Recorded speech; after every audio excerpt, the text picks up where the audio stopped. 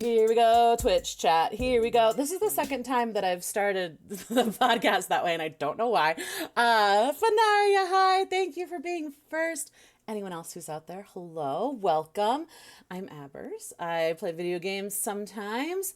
Sometimes I interview other streamers about streaming, and we're going to get to know a wonderful streamer right now. So here is a clip of him.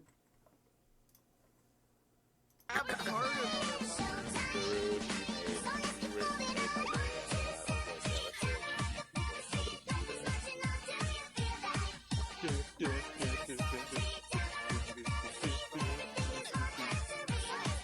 Enzo. Perfect. Perfection. Name a better clip, I dare you. Ready Player Gabe, welcome. Hi, hello How's it everybody. going? Yeah, chef's kiss. Mwah. Delightful. I feel like that Thank clip you. tells you pretty much everything you need to know. Thank you. Appreciate it. I'm excited to get to know you. You want to just jump into it? You ready? I mean, whenever you're ready. I'm here for it. Perfect. Okay. Well, so when was your very first stream? Do you remember? Let's see. So my very first stream, first of all, Abbers, thank you for letting me be on You're so welcome. your show. I'm really excited. Like I was saying earlier, funny thing was that I had a confession was that ever since I saw you start doing these, I've always wanted to be a part of it.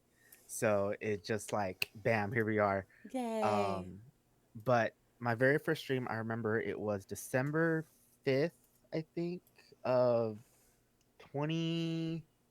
2015, I think, Okay. on as my very first one on YouTube, So almost back 10 in the day. years. Yeah. Wow. It was my very first one. I think I remember calling it the Gamer Cast back in Okay. the day. This was on YouTube. I don't think the video's still up anymore, but I did a little like redo of the channel and I kind of took some stuff down.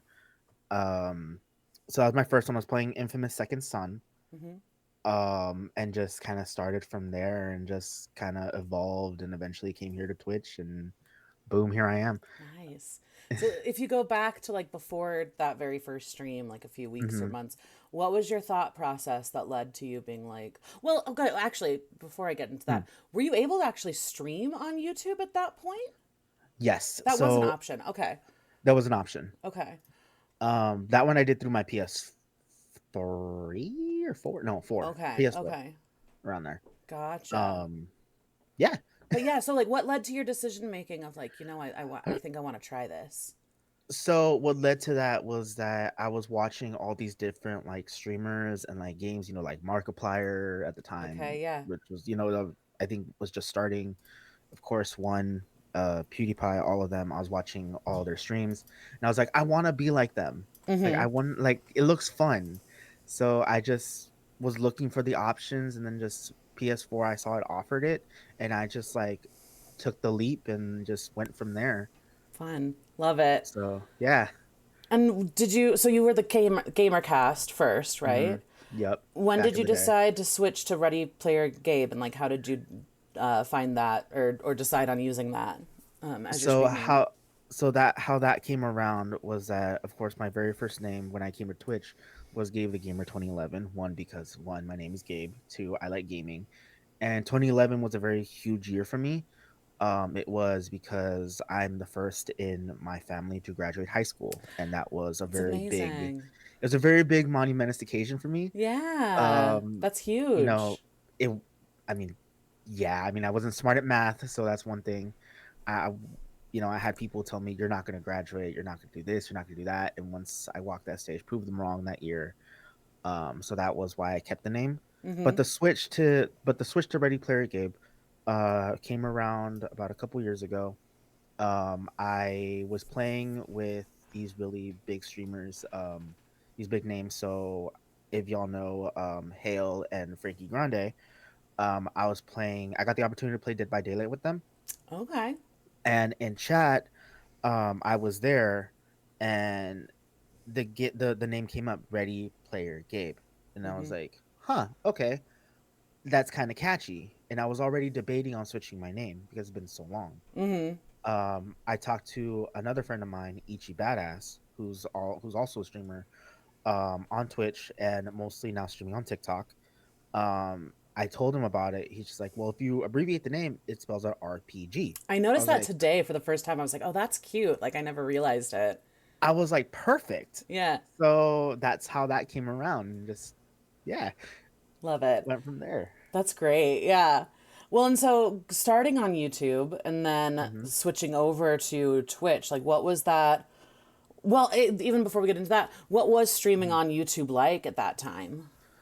Well, at the time that I remember, it was more like, I mean, you like it was not like more like you had to have like the best um like the best videos, the way like all that. It was mostly just like I felt like it was more like personality. Mm-hmm. And at the time I didn't have a cam yet, Okay. so it was just more by voice. Yeah.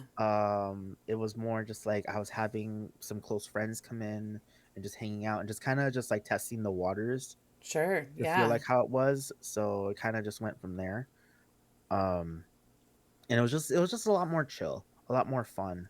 But the way that's evolved now, I mean, I like the way it is now and then. Like it's really cool seeing the evolution of it Mm-hmm. and how people just like kind of they try it and then they kind of just like I feel like YouTube is a lot like I feel like it's like a testing ground for a lot of people Yeah. that they eventually want like they see that they want to be like in content creation and eventually grow from there, grow a brand, grow a community, and Mm-hmm. um yeah. Yeah. Well, and so transitioning over to Twitch, what made you decide that you wanted to try streaming on Twitch instead?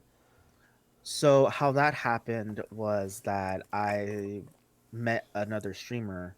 Well, I didn't know he was a streamer at the time, but I was dating this person, and this person introduced me to Twitch. Mm, And then from there, I was like, okay, let me try. Let me, maybe it's the same setup. So I did the same thing, put it through PS4, went from there, and then I was watching all these other streamers and was seeing like their setup, what they had, like their chat, their alerts, and just like I want to learn, I want to like do that. mm, So it was like the hunger, a drive that I wanted to do yeah. from there. So So seeing other people, it sounds like really inspired you just in general to try streaming both on YouTube and Twitch.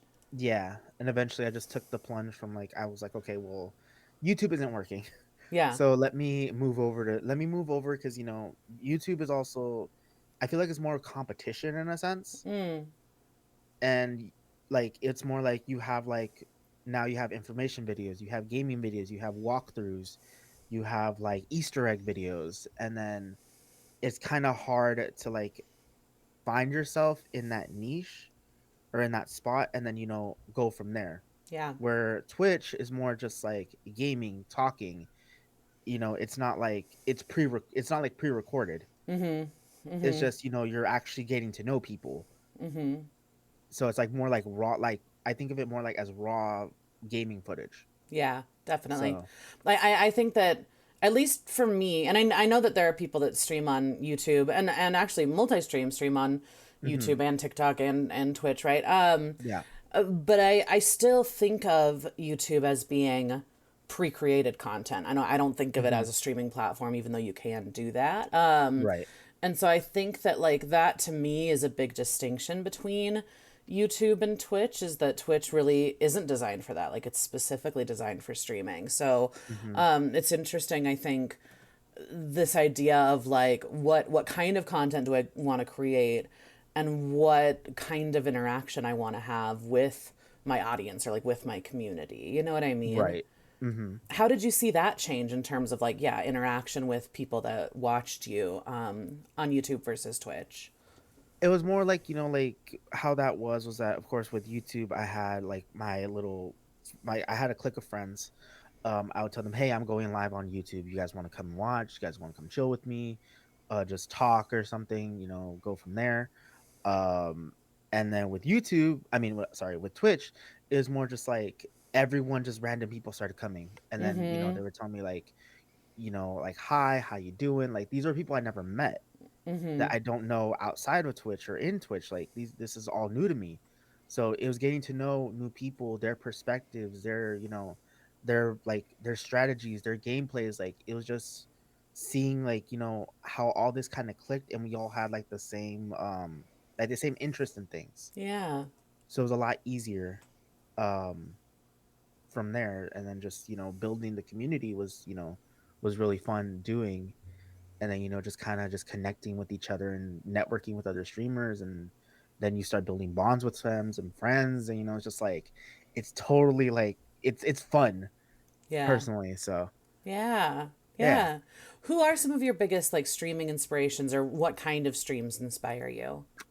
So what kind of streams? That's a really big one. Yeah. I would say the streams that inspired me were like the ones that where you can just be yourself, where you can Mm. just. I know some people say that a lot, like they like those streams, and it is true. It's one of the coolest streams, like the people that have it like a safe space that you can just be yourself and not hide, and just like show your true colors, Mm-hmm. in a good way. Um, Streamers though, there are a couple that have inspired me. There was, of course, my buddy Shizuru, my other buddy at the time, Mana, Raven, um, and just all these other streamers that I eventually met down the line. Uh, just have been like a really big inspiration to me, Mm-hmm. and they still continue to be, even though some of like we've all gone in separate directions at times, but we still find a way to click somehow. So Yeah. yeah. Yeah. Well, and so that's something that I find fascinating too, this idea of like content creation is interesting, especially I think on Twitch, because you are able to form these very like organic, real friendships with other people who are streaming. Hmm. And at the same time, you mentioned it earlier with YouTube, this idea of like competition and building a brand and all of that. So like, where for you do those two things meet? This idea of like networking, creating a brand versus hanging out with friends and getting to know new people. I feel like where that connects would have to be like what your game plan is. I feel like that would be where it mostly connects. Like, where do you want to go with your brand? Where do you see yourself in like 6 to 3 years, like whatever your goal is? Where do you see yourself in like in content creation? Some people see it as hobbies, others see it as a job, others see it as something to help them in their career or practice their craft. Like, I most like for me, I see it as a hobby, and I see it as a job, Mm-hmm. both in the same perspective. As a hobby, because as a job, you don't want to burn out. That's Mm-hmm. the one thing you don't want to burn out, because a lot of us, sometimes we're in a job or in a career that we don't really like at times, but we're Sure. using it as like a stepping stone Mm-hmm. to Mm-hmm. get to the spot we want to be in. Yeah. So that's where I kind of see where it like kind of collides, but sometimes separates. Yeah. Yeah. So That's yeah, interesting. Well, and is that always how you felt like when you started out? Was that your same kind of end goal, or has that changed over time? it's changed over time, because at first I saw it as a hobby, Mm-hmm. and as a way to kind of just like decompress and just enjoy the games a little more. Mm-hmm. Instead of like some of us, I know I used to be like this. I used to be a very like an introvert. I used Yeah. to just be quiet and just like play the game and just not say anything. Yeah. But when I started kind of like when I started streaming and talking with friends and going from there, it just felt like more of a relief Yeah. for me. But I don't know what your story is or how you guys feel about it, but that's how I see my journey. Yeah. That no, that totally makes sense. Do you feel like thinking of it as a hobby and thinking of it as a job, are those two things Mhm. ever at odds with each other? At times, yes, very very much so at odds. Yeah. The job aspect of it is more like you have like if you have a schedule, you try to be very close to that schedule. Mm-hmm. Um, and if you're not, you like for me, I put like really high expectations, which I really shouldn't do, because that's It's how hard. I'll burn out. Yeah. But like for like job wise, you have to have like a set schedule. You have to follow that set schedule. You have to do stuff. You have to do things that you're just like, I don't think I can do this if I did this as a hobby. Like, Mm, you have yeah. certain like I guess like your inner rule, I guess. Yeah. While a hobby, you can just do it whenever. You don't have to follow a schedule. You can just play when you want to play. You Mm-hmm. can just like sit by. You can just wear whatever you want to wear. You can be in bed. You don't have to be in front of a desk. Mm-hmm. Just kind of like that. Yeah. Well, So, and so when did that kind of switch happen for you? Not switch, because obviously you think of it in both mhm. terms, but when did you start kind of thinking of it more as a job? I started thinking about it more the moment I reached affiliate, Okay. which was a couple years ago. I think Congratulations. now, thank you, thank you. It was Yeah. like I think 7 years ago when I started. So that changed. Like at first, I was doing it like hobby. I wanted to make it as a job down the line because it's something that I love Mm-hmm. to do. Mm-hmm. Gaming has always been like a really huge thing for me growing up. As many as gamers. Um, so when I reached affiliate, I'm like, okay, now it's gotten serious. Mm-hmm. Now to the point where I can actually, make a little bit of income with streaming. So that's when I started looking into deeper into what streaming is. I started looking up like etiquette, streaming 101, looking up books, which I highly recommend streaming streamer for dumb or Twitch for dummies. Yeah. Highly recommend for it. I know the title's a little I know those titles are a little just like I'm not Yeah. dumb. Like, why do I need it? No, those books are really good. It teaches you Discord, Twitch, chats, alerts, overlays, everything. Yeah. So kind of got into that, started looking into these, and was just, build a Discord, start social media, be more active, and just from there is just where I kind of just like started slowly honing in Mm-hmm. on how to be more of a streamer, like now a legit streamer. Yeah. Well, and So so if you were to define it, like what is a legit streamer to you? for me would be like like one is just having fun. That's Mm-hmm. one thing.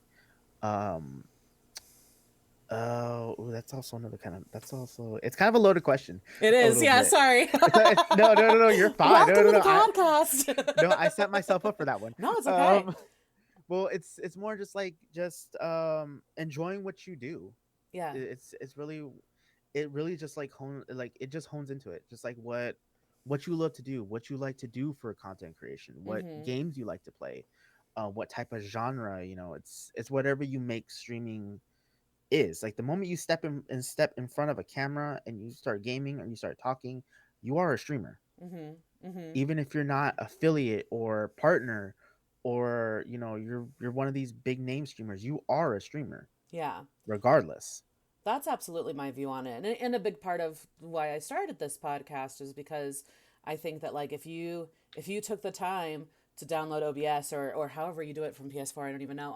But if you Hmm. took the time to figure that out and go live, you're a streamer, right? Yeah, you And at the start. same time, I think often we hold ourselves to a different standard than we hold other people to. Because it's like for me, if I'm to say like, oh, like I want to be a more legit streamer and do XYZ Hmm. thing. But then if Hmm. I think about other people, I'm like, oh, do whatever you want. You're a streamer, right? So like it's Yeah. interesting the way that we, like you said, have these really like high, sometimes unrealistic expectations of Hmm. ourselves within this kind of content creation realm. Right.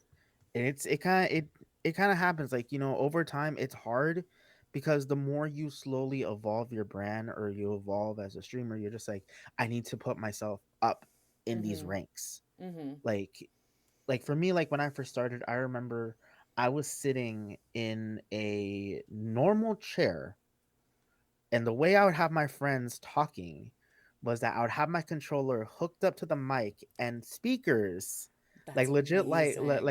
legit old school, like desktop speakers up to like this, and play like this and have That them is like this. incredible. Like that's how I remember my very like how I streamed my very first stream with them. Like, this was me not knowing about Discord, not knowing about like, all these other programs that we have now or existed at the time. Yeah. They didn't know nothing and just was like, you know what, I just want to do this and try to get them like, hang out with me and talk, and they can hear them Yeah. and crack jokes, and just That's kind of did my great. own. Okay, yeah, let's talk about that because we started talking about this a little bit before we actually went live. Yeah. So what has been the evolution of your setup? Like how has that progressed over time? how's that progressed? So of course that one was that was like my very first like little tiny setup I had. Yeah. I had just I had the PS5 camera, my TV, my PS4, the chair, the mic, just had that. Eventually it evolved to my laptop, which is my little MacBook over here that you see. Okay. It was that one. I had a little purple window laptop. That was my chat, my sound alerts, Okay. my TV, my game, my camera, and all that. That's how it kind of evolved, and now it's like totally different. Yeah. Now it's like gaming laptop, two monitors, camera, PS5, keyboard, mic, just stream deck, capture card. Mm-hmm. Of course, that one too. My capture card eventually came into the story. Yeah. Yeah. Um, yeah, And and are you then primarily a console gamer, or do you do any PC gaming? PC gaming I do from time to time. I don't do a lot of it, but I Mm-hmm. do play. Majority of the time it's usually Overcooked with friends. Mm-hmm. GTA RP, Okay. GTA, yeah, GTA RP. Um, I don't stream it. I'm still learning how to do it. Sure. To stream it because sometimes encoder overloads are just like ah. Mm-hmm. Oh, So I know. Yeah, fully get that.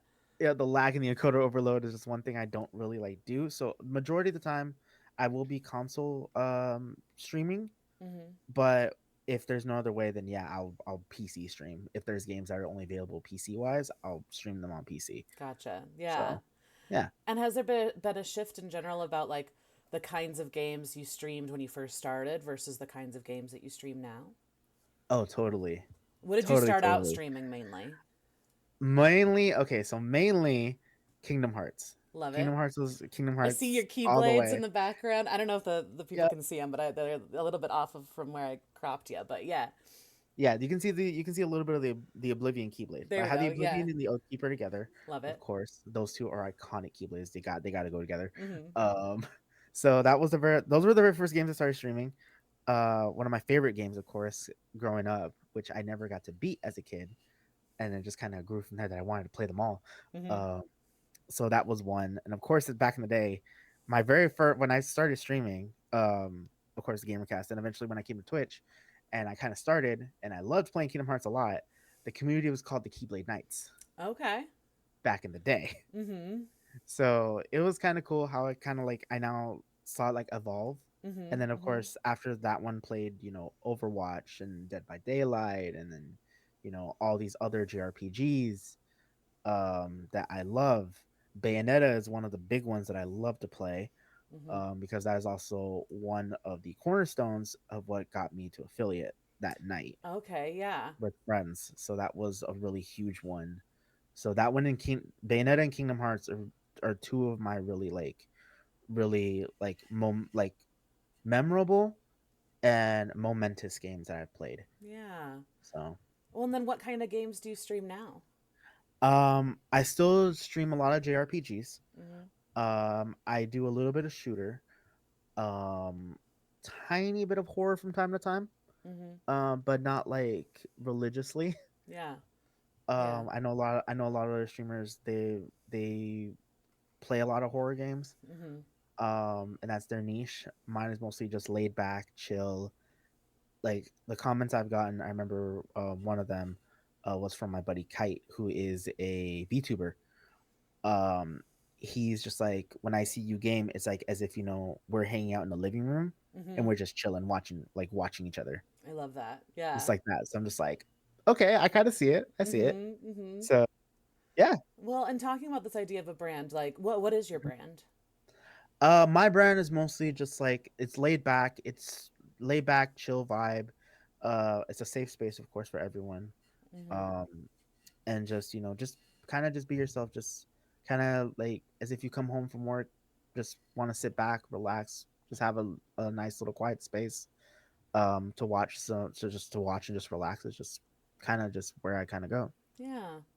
Well, and this So kind of overlaps with that idea, but like, are there mhm. any like first impressions or takeaways that you hope people get from your streams? um First impressions would be, at times I may be a very quiet person, Mm-hmm. and I kind of reserve at times, and I just like kind of focus on the game. But I try to involve everyone into the game. Mm-hmm. Like if there's moments where I have to make a decision or there's moments I have to do something, I'm just like, chat, you guys make the call. Everybody make the call. What do you want me to do? Mm-hmm. Like there was this one I was playing the Dark Picture anthology of the Devil Within. Devil Within Me, I think. Which highly recommend that one if y'all play the Dark Picture anthology. Really good game, a lot of jump scares. Okay. Um there's this really no spoilers, but there's a part where you have to pick between two people. So my chat was like, pick this one, pick that one, pick this one, pick that one. Like, if you don't pick this one, we're gonna stop. We're gonna unsubscribe. And I'm just like, you guys are not making it easier. So it's like Yeah. it's the fun part of it where everyone gets involved, and that's what like I want people to kind of just like take us first and like takeaway is that you can vibe with people, you can chill out with people. Yes, there will be moments where you don't agree with some things, but in the end, we're just all, we're just people. We're Yeah. just people with different ideas, different understandings. I don't think like don't take things like I know there's times where we have to take things so literal, and that's where we just kind of have to be open minded Yeah. with a lot of things. So Absolutely. Yeah. yeah. Well, and so talking about like on YouTube, it was mainly, excuse me, mainly like Hmm. your real life friends that you knew, and then Hmm. Twitch, it kind of switched to random strangers finding you, right? Like, Hmm. what kind of people tend to find your stream? What kind of people tend to hang out? So a lot of people who tend to hang out are a lot of people from different communities, who I've got to meet them through Discord or through the content creators chat. Mm-hmm. Usually I tend to kind of just put myself out there the best I can. Um, and be like, hey, just like I don't really mention that I stream because of course streamer 101 is kind of it's really rude Mm-hmm. to mention you're streaming in another person's chat. So I just like kind of refer as I'm doing the thing, or I got that's how I just kind of just like go from there. Yeah. And if they show, they show. If not, okay. But but yeah, just a lot of people tend to show just like, people who just like to like hang out and talk about games. Yeah. Yeah. Well, you've mentioned it a little bit in a couple different Hmm. ways, but like, what are your thoughts on streamer etiquette and like content creation etiquette? So streamer etiquette, that was a very huge one for me because I was really bad at it too. Yeah. Um, streamer etiquette would have to be one is that um announcing that you're streaming in other people's chats is one huge taboo Mm-hmm. that I've heard a lot of over time that that's not something you should do. Mm-hmm. Um Gatekeeping a community is also another one. Mm-hmm. Well, gatekeeping your own community from going to another stream. Yeah. That's a very very very huge one because you don't want your viewers to feel like they're stuck with you and like with ball and chain. Mm-hmm. Mm-hmm. That's not something I'm okay with. Yeah. Like they should like you should let them go to other creators and check them out as well. Yes, there are people that will go and there will people who will come back. That's not you. It's just, they just felt they want to go find another person, which is fine. Totally. There's nothing wrong Yeah. with that. Content creation etiquette. There is a huge one. I know Twitter is one of those. I know it's very hard to just post you're going live and that's it and not involve everybody. Yeah, we were talking about that. Yeah. That one's a very huge one. It's hard. I sadly am one of those people who do that. I am too. Yeah, I'm very guilty of that. Like I like things on Twitter like in my feed or whatever, but like Hmm. very rarely am I like here's my Twitter thought of the day. Like anything on my Twitter is like this is essentially like an alert for if you want to follow me and know when I'm live. Like that's it. Right. But you're right in terms of this idea of like if we have this like growth mindset or if that's kind Hmm. of your end goal, that's a big no-no, right? Hmm. Which is interesting. But yeah, it's like it's that, and it's just like where you don't like. Also, for streamer etiquette is one is try to be open minded with a lot of your viewers coming in. I know it's Mhm. very very hard to do it. Mm-hmm. where you're just like you have a certain mindset and you stick to that mindset, or when you also have viewers coming in and they try like getting your attention. There are moments where it's hard to, um but try not to like throw them aside, like just be like, oh yeah, this and this, okay, yeah, now back to this. Like I've done it a few times myself, and it feels very horrible in the end. Once you end, you're just like, man, I should have really just like talked, like, got to know them more. Mm-hmm. Because then what if my impression is taken to someone else, and they see like the same thing through someone else, and they paint an image of everyone being the same. Mm. That's like a huge thing that I've kind of like took a lot, especially like, even away from like outside of Twitch. Yeah. Like first impressions are big. Your streamer, like the way you act is the way everyone is going to perceive you, and eventually how it paints an image for everybody else down the Mm-hmm. line, one Mm-hmm. way or another. And you have to be very careful. Yeah. Yeah. So yeah. It's interesting too. I think what you said before of like it's not something you just know. It's something that Hmm. you have to learn, and these rules. I'm always curious, like how these like kind of like social etiquette rules have formed over time because they didn't come Hmm. out of nowhere, right? Right. But we are at this point where books like Twitch for Dummies exist, and Hmm. so there is a very real culture around how you are supposed to conduct yourself as a streamer, which I find to be Right. really interesting when we have this platform that can be purely a hobby friend thing that Hmm. also can be I'm trying to make this my livelihood.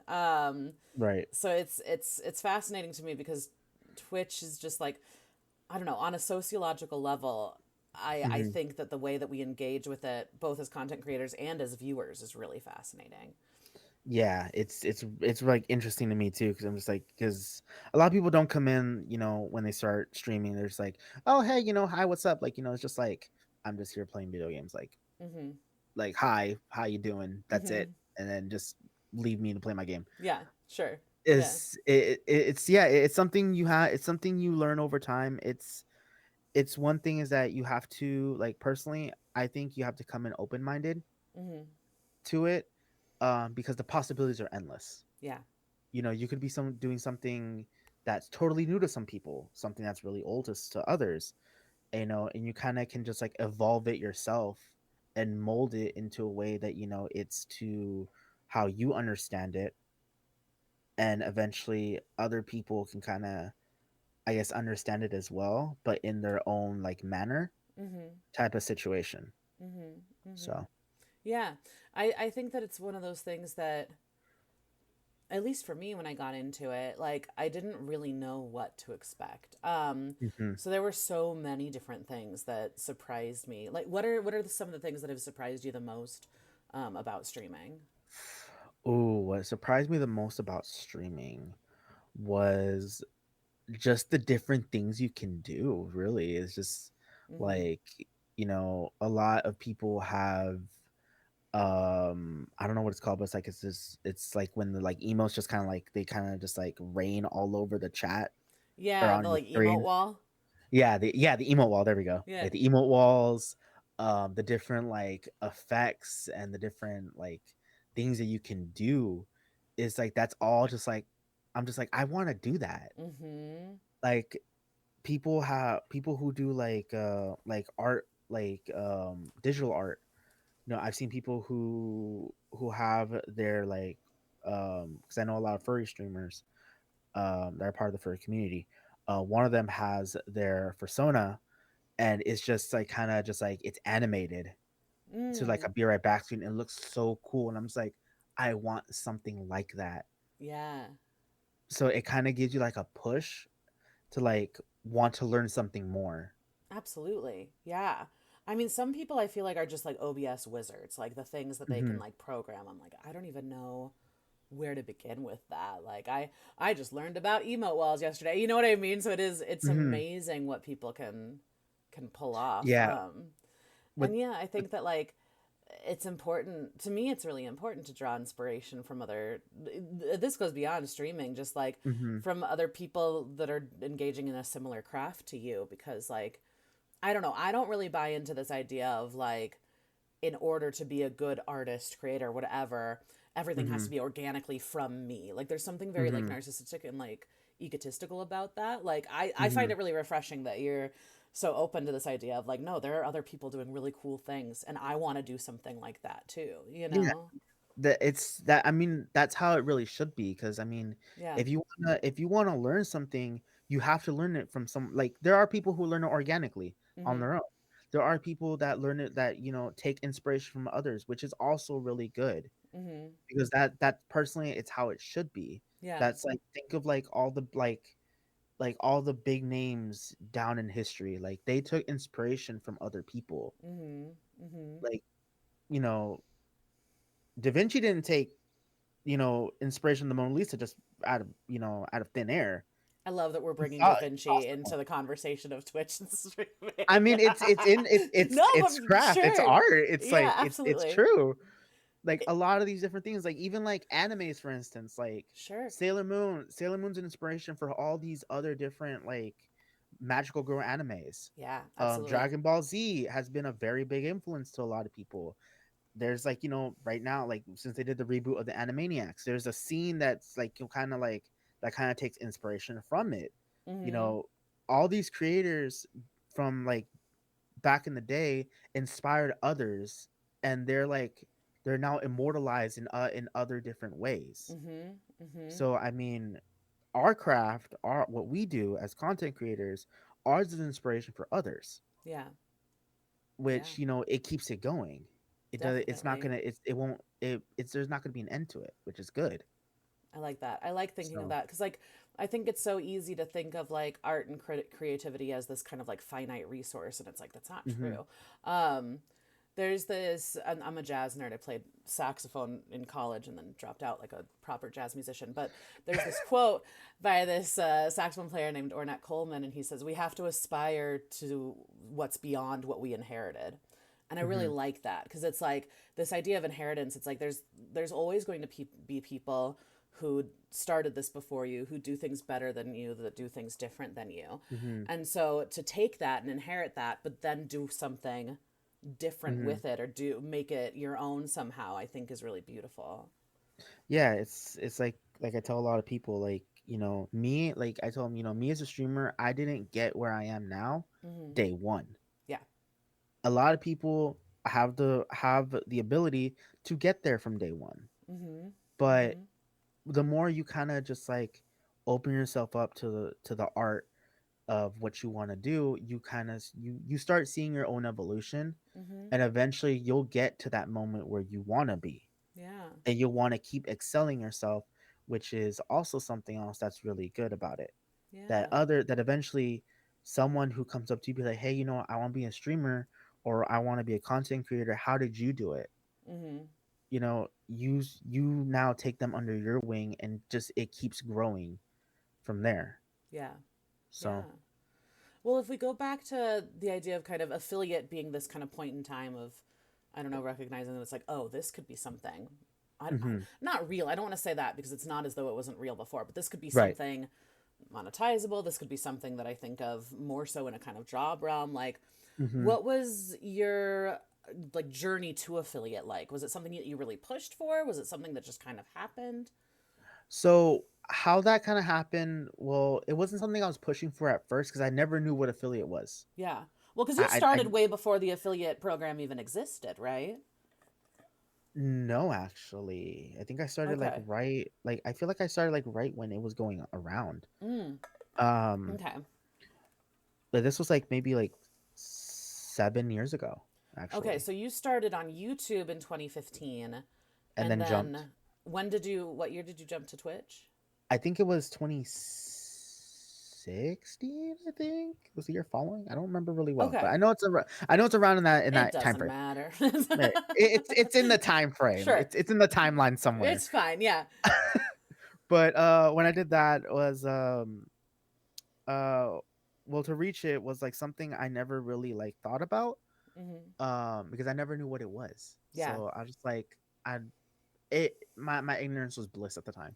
Yeah. Uh, so when I was dating the streamer at the time, I saw, the subscribe button and everything. I'm just like, how do you even earn that? I'm like, how do you get that? I'm like, is Mhm. this kind of like a YouTube thing? Like, am I supposed to have that off the bat? Is there something I'm missing? Mhm. And then, I went in and they taught me, the looks of it, like what you're supposed to do to get it. And of course I went from there. I'm like, okay, 15, 37. I was like, I was like, I can stream for a week. A week Yeah. is fine. um Three, like, I think, was it three consecutive viewers was like kind of just like, I don't know, Mhm. having that, because I felt like, I couldn't, even though the number seemed small, it felt really hard to reach. Yeah. When you think about it, the overwhelming majority of people streaming on Twitch at any given time are streaming to no one. So to have three concurrent viewers, like it is big. It doesn't sound like it, Yeah. like you said, but it really is. Yeah. Yeah, it's very huge. Like, even if it's like even like I had, like, for me, I had some friends, like my best friend, Annie. She was like, I always told her, hey, I'm going live. She was always there. Her, and then eventually my friend Shang, and then everyone else started following. And I was like, hey guys, I'm going live. Like, can you guys like come by, just come watch, like, just Mhm. kind of just like hang out with me for a bit. They're like, yeah, of Mhm. course. So they would always be there, and just like we'd always be chatting, always cracking up, always telling stories about our, like, our past adventures together, and just kind of keep it going, Yeah. um from there. But yeah, but yeah, no, it was very, like, interesting, like, you know going from just like being like, just, I guess, a baby streamer, to Mhm. eventually getting to that. I feel like affiliate is like a rite of passage Okay. Yeah. at times, and then from there it's just like, I know some of us kind of stay like, flatline, like plateaued, and then others just like grow up, like, to be the partners and, ambassadors and all that. And just like, eventually, yes, I would like to be there, Mhm. but I know it's not my time yet. I'd Yeah. rather be down with affiliate than be up there yet, because I don't know how I'll handle it. Yeah. Going into those, like, other big title, like, big, like, I guess, titles and names that you Mhm. start making for yourself. It's just like, do I really want that, or am I okay where I'm at right now? Well, and do you like do you want that? How do you feel about getting partner, getting and I growth mean, in general? partnered partnered was a really big dream of mine, Mhm. till last year. Shocker, I know. It's like, what, he doesn't want to be partnered? Yes, I don't want, someday, yes, but right now, no. Mhm. Because I personally like where I'm at as affiliate. Yes, partner gets all these perks, all these cool things. I'm not gonna bag on any partners, because I freaking appreciate them. They're freaking cool people, Mm. very down to earth people, very understanding, and some of them, are just, they honed it. They know what to do to get there. Mhm. And I'm just like, am I really ready for that, or can I manage that with how everything is right now in my own life, with, like, with, if you work a job, a 9 to 5, school, everything in the middle, can you balance that out? And Mhm. me, I'm a very bad, like, life balancer. Yeah.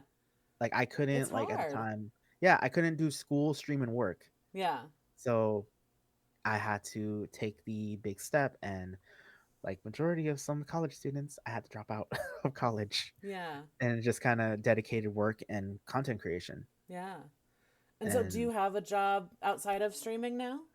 I do. Okay. I still do. It's part time, but I try to manage that time around my stream schedule. Okay. Yeah. So I try to be very lenient um with streaming, because I'm just like, I know that one, I still see it as a hobby too. And I just kind of like, I just have to give myself some time to just kind of unwind and not jump, like, right away into it, because that's only gonna make it worse. Mm. Mhm. That'll only burn me out faster. Yeah. So you want it to be just very, like, very slow, very to your own pace, Yeah. type of deal. Well, and for you, like, have you experienced burnout with streaming or with work or with school for that matter? I have a lot of times. I did have a week of burnout. It was more of emotional burnout. Because I did kind to have to let go of a fur baby. Oh, I'm sorry. That's all right. That's always hard. Um, very. He was my very first one, so that was a whole new experience in itself to actually go through. Yeah. And I told myself, hey, like I can't like let him go and then come back and start being like happy go lucky. I can't do that to myself. Mm-hmm. Like Mm-hmm. I have to stand back and be like, hey, where are you mentally? Mm-hmm. Where are you physically? Like, can you do this? Mm-hmm. And I took it and I told everyone, hey, I'm gonna take a week to kind of decompress and compose myself, and then come back. Mm-hmm. Which is it's not bad. Like I highly recommend it for anyone. Your community will understand. Your viewers will understand. You know, it's we're not robots. Yeah, We're absolutely. not. We have feelings. We're human beings. We're like each other. Just Yeah. like that. So I had to do that. School was the same thing. School was just like I can't do content creation. I can't, focus on that and focus on school and then work and then kind of jumble it all up and add something else to the mix. Mm-hmm. Mm-hmm. Which if you're a multitasker, all praise. Yeah. Like you guys are just I bow down to you. Yeah. But me as a bad multitasker, I can't do that. How are you able to determine like what your priority is in any given moment with regard to like streaming and all of the different life things that you have to kind of deal with? How I kind of prioritize it, I'm just like, okay, well, I try my best to set myself to my own calendar. Mm-hmm. So like say, I have my work calendar, my work schedule, right? The moment that goes up, I look at the times and I'm like, okay, this is how long it takes me to get home from work, decompress, relax, and then jump on. Mm-hmm. If I go if I go like how I was when I first started streaming, was come home from work, straight to stream, then go to sleep, Yeah. then go to bed afterwards. Like, yes, I still had that energy, but it was really low. Yeah. Which I'm just like, I can't project that now. Mm-hmm. Mm-hmm. Yeah. It's it's like I said, it's now more of a like you have to hit your personal reset button and then just kind of just go from there, just kind of go with the flow into Mm-hmm. how you're feeling. If Yeah. you feel that you can't do it, don't throw yourself on camera. Don't go on stream. Yeah. Or if you want to, let them know, hey, I'm kind of just want to just relax. I'm not really feeling the vibe to chat right now. Mm-hmm. So, you know, set that boundary ahead of time Yeah. in case, because you don't want people coming and be like, hey, what's up? Oh, he's not. Oh, they're not talking. Like, I don't want not today. Like, Yeah. okay, like I'll just you know hit the unfollow and then just go somewhere. Mm-hmm. You Mm-hmm. don't. That's the one thing you don't really want. Um, or I don't know how it is, but how everyone else's view is on it. So, I think everyone's a little bit different, but hmm what I really appreciate about kind of your point of view with things is at least what I'm hearing is kind of this need for self-awareness and hmm self-reflection in order to kind of know where you're at and what you need and whether or not streaming is going to serve you that day. And I hmm think to this idea of it being kind of more of a job, are you going to be able to do it and present yourself the way that you want to if you're thinking of it in terms of like a brand with regard to like growth and retaining viewers and all of that, you know? hmm Yeah, it's like me. Yes, it's a lot of self awareness and a lot of like your mental awareness too, Mm-hmm. because for me it's like if you physically and mentally can't do it, then if you're not physically and mentally here, what's for me it's like what's the point? Yeah. Because the stream can't go on with an empty chair. Mm-hmm. It can't go on with an empty mic or just a pause screen. Like you have to put yourself into it. Mm-hmm. It Mm-hmm. it's it's it's a part of you. Yeah. and without you, it's nothing. It's not there. Yeah. You're not giving yourself, you're not putting your 100% into it. Mm-hmm. Don't get me wrong, 50-90% you give, perfectly fine.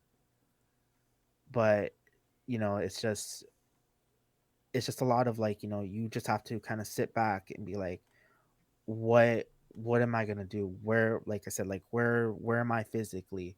Where am I mentally? Where am I emotionally? Like, can I handle the things people will tell me? Yeah. Yeah. Like, can I handle like some really hard comments that I read? Um, I had to talk to a friend about that because I came into her chat one day, and this is like, I was coming at her pretty hard on accident, and I told her, hey, I didn't mean it like that. It was more as a joke, and that was a really huge like eye opener, because a lot of people, it's a lot of the context, Mm-hmm. and that's why I say, it depends on how you're feeling Mm-hmm.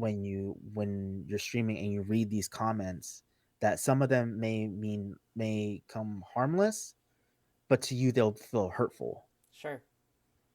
And yeah, that's just where I kind of see it too, just mentally, emotionally, and physically, how you perceive yourself, Sure. how you feel that day is what really like should drive you to be like, hey, should I hit the going live button, or Mm-hmm. should I just take this day to kind of just decompress and Mm-hmm. just kind of relax, and have like a mental day, just to Yeah. kind of just get back into things.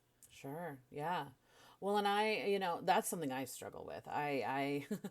I'm very sensitive. And I think with like people coming into chat, there's a big difference to me between people that are coming in first time and people that have been Hmm. there for a while. Right. So the first time I'm always going to have my guard up a little bit more, but even then, like with people that have been there for a while, there are certain cues and kind of observations I make about the way that they interact with me and the things that they Hmm. say. And so sometimes things do come off as harsh that probably aren't meant to be harsh, right? And sometimes, Hmm. so that for me is really difficult to be like, how do I how do I set a boundary in order to like protect myself in terms of like what is acceptable joking with me, what is not, and Hmm. also how do I hold myself accountable for the moments where it's like, no, I kind of took that wrong and I was a little bit like that hit a raw nerve for me that was not Hmm. about that person. Like so that for me is something that I constantly struggle with streaming. Hmm. And if we talk about people that are brand new coming into stream, there's something a little bit similar about that. I'm curious for you, what for you is maybe the difference between someone who is coming in, or not even the difference, but like how do you handle a situation where someone is coming in who's seems to be intentionally Hmm. harmful versus someone who may or may not be? Like how do Hmm. you deal with those kinds of interactions?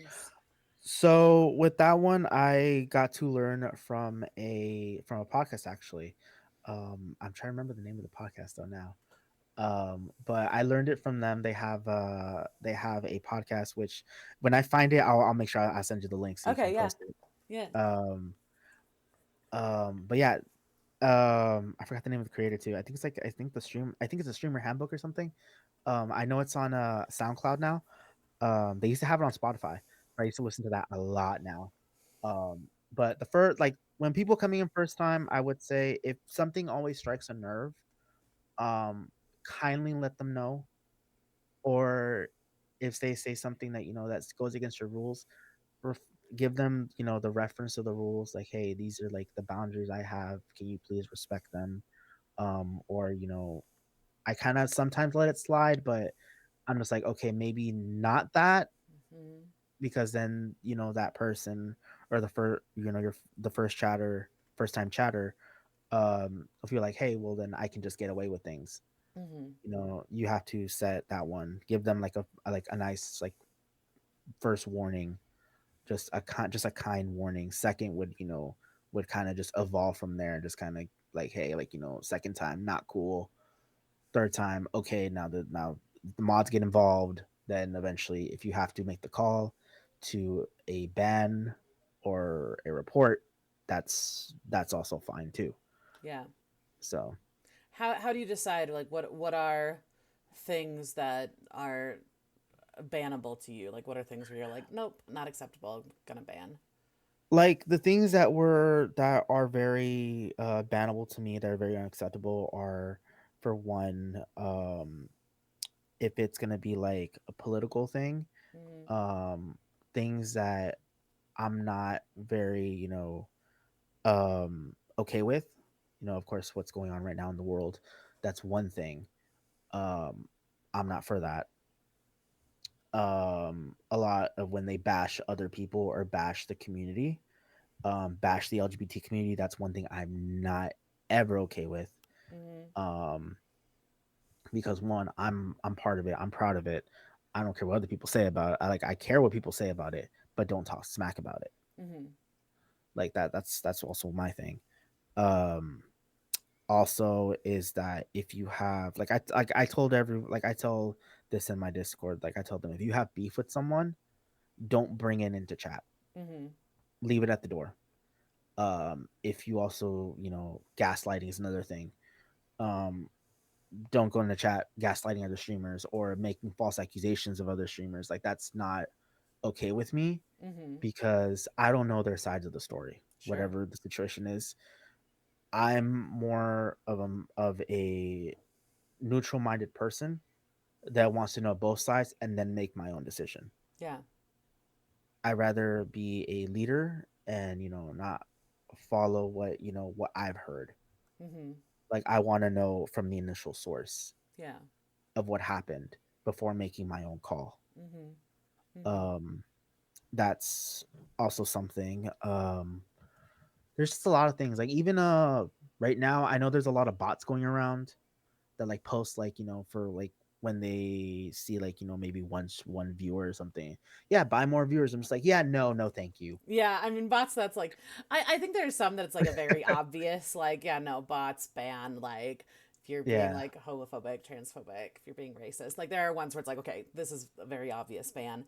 For me, we get into yeah. like murky territory Hmm. with the stuff that kind of goes beyond like okay, this is not necessarily obvious. This is maybe Hmm. a little bit more covert, or maybe this is something that just goes against my personal like ethics and values, and so that's Right. where, or even like for me, I'm a little bit banhammer happy, maybe You're not the only one. probably to my detriment. But at the same time, like kind of going back to what you said earlier, like if Hmm. I'm not comfortable in this space, what's the point? So the moments for me that I kind of think about it too are like this is a person just made me feel uncomfortable and I don't Yeah. know how to explain it and I don't know how to put words to it, Hmm. but I don't want to be uncomfortable in this space. I've cultivated a Hmm. space where there's a lot of people like me who come here and hang out. More than Right. likely, they feel uncomfortable too. So yeah, it's interesting because there is, I think, a lot of there's always a lot of nuance and there's always a lot of gray area to this stuff. Hmm. I wish every band was like, "Oh, you're an asshole, easy, done." Because there are some where it's like I can't point to this one thing and say this is what you did, therefore you're gone kind of a thing. Does that make Yeah. sense? No, it makes complete sense. Like I'm the same way. Like there's times where I'm just like, oh, well, you're being very, sometimes condescending, or very, very Mhm. just like, you're coming at me in a certain way. You're just like, wait, Mhm. could I, like there's sometimes, like I've seen other streamers, they're just like, can you elaborate on this, for like, trying to, like, just wanting to know more, and others just to be very sassy, Mhm. which I tend to be sometimes with some people, which I haven't had in a long time. People be very, trolls. Mhm. I maybe had one, or I had a message one time back in the day that said, "Oh, you're not, like, you're not a streamer. You're not this. You're not that." I'm just like, thanks. I'm Mhm. like, thank you. I'm like, I'll take that in consideration. Mhm. And I use that, like, I use it as my own drive, Mhm. because, me, like earlier when I was explaining when we were explaining how my name came about, was I learned from my mom and my dad. Um, my dad is more of a person who, like, he'll take things, but he'll use it against them. Mm. I was more of a person, and still am, that take a lot of things to heart. Yeah. but there's that part of me is just like, take what they said and use it against them. Mm. Like, you have to prove them wrong. Like, you can't let them get the last laugh. Mm. Yeah.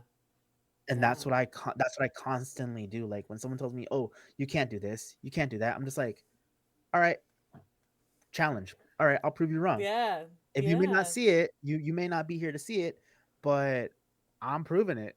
I'm proving what Yeah. I can do." So, Absolutely. yeah. Well, I think that speaks a lot to like you said, kind of your upbringing and your background. Like, I think a great example is you being the first person in your family to graduate from high school. Like that's very much a like to me anyway. Correct me if I'm wrong. Mhm. A very like let me prove you wrong and I can do this. You know. Yeah, it's a very big, like, a lot of people may see, like, other moments a very huge let me prove you wrong moment. Mm-hmm. Like, for me, that was mine, Yeah. because the conversation that I had the year before that, was that my teacher at the time personally came up to me in my ear as he was handing me a paper and said, "You're not going to graduate," in a low tone at me. What a terrible teacher. First of So the all, moment so the moment very he was very strict. No one in the school liked he him. sounds awful. Um, Yeah. he was very strict. So the day that I go to get my cap and gown, I go to his class during passing period, and I literally take it out. I say, "Hey," he's like, "Hi." I literally take it out and I throw it on his desk. Mm-hmm. I'm just like, "You said I wasn't gonna graduate. There's the proof." Yeah. Yeah. So, he's like, "Well, I never said that." I'm like, "Okay, yeah, you said it loud and clear. Now you want to retract and not say anything." Oh God. Some people. So, yeah, it's just a lot of, like, prove 'em wrong type of Yeah. you are in a lot in a prove 'em wrong situation. Yeah. Um, but yeah, just back to what we were saying. Sorry, I went on a tangent. No, it's fine. Um, but yeah, use a lot of things that, like, people tell you, or I know that a lot of us streamers are very band happy. Mm-hmm. Like I said, I'm one of them included. I tend to be very, like, sassy at times. Um, where they tell me something like, "Oh, you're not this way, you're not that way." I'm just like, I'm me. Mm-hmm. Like, do you have an example Mm-hmm. of how I should be? Is there a handbook I should follow that I'm not aware of? Yeah. Like, I don't if there was a handbook, then no one told me about it. So Yeah. I'm just doing things my way. And if you don't like my way, the X button is up to your upper it's up on your right. And usually, well, the way I say it is that you can either take there's the door, or there's the window. Pick one and Mm-hmm. get out. Mm-hmm. Mm-hmm. So, Yeah. I mean it's interesting too, like the kind of sense of entitlement people have with regard to how mhm. they think, and we're talking about strangers on the internet who have never met you, Yeah, right? So this idea right. of like I I have formed this opinion about who you are Mhm. and you're not living up to that.